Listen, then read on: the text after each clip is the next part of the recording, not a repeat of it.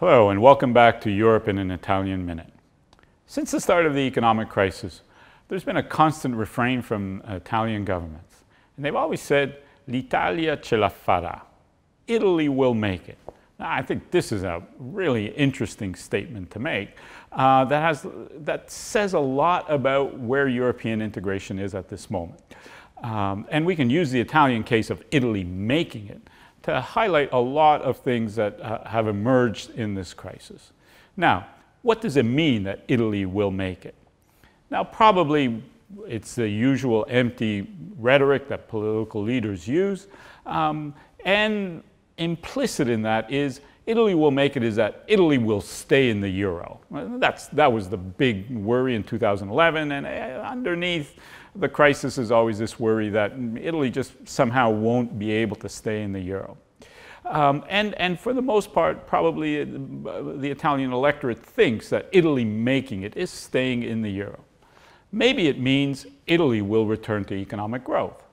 15 years of the euro have been a period of stagnation. Eventually, growth will come back. But what is interesting is what does it mean to make it once seen from Brussels talking to Italy? And we have glimpses of what that means, making it, that come every once in a while in communication and through official channels and less official channels in terms of what does it mean for Italy to make it through the crisis.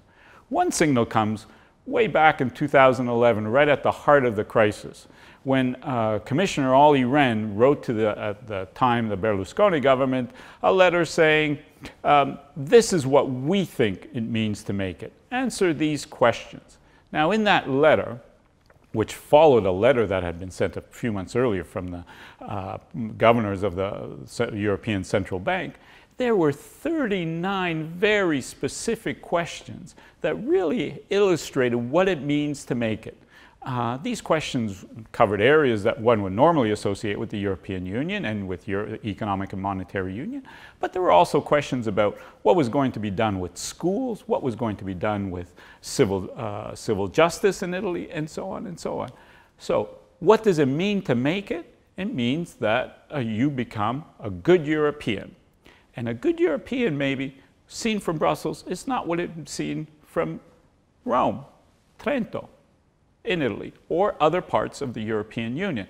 In other words, making it might mean for some parts of Europe, and it means for a large part of the Italian electorate, is being part of the club.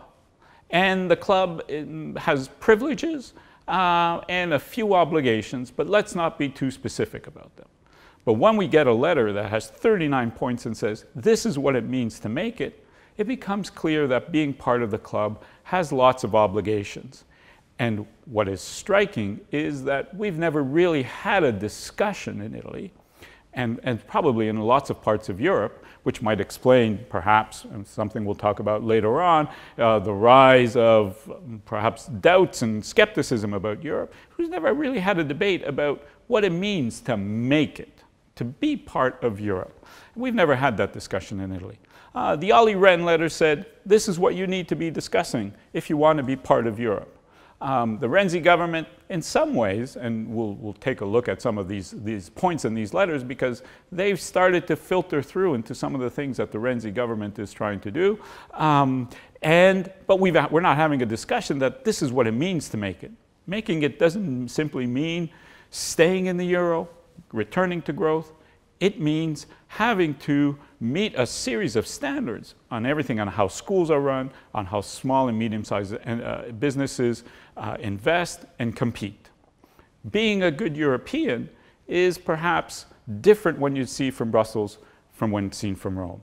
And this is where we might run into problems politically, and support for the European Union really hinges on how we have this debate. Grazie e arrivederci.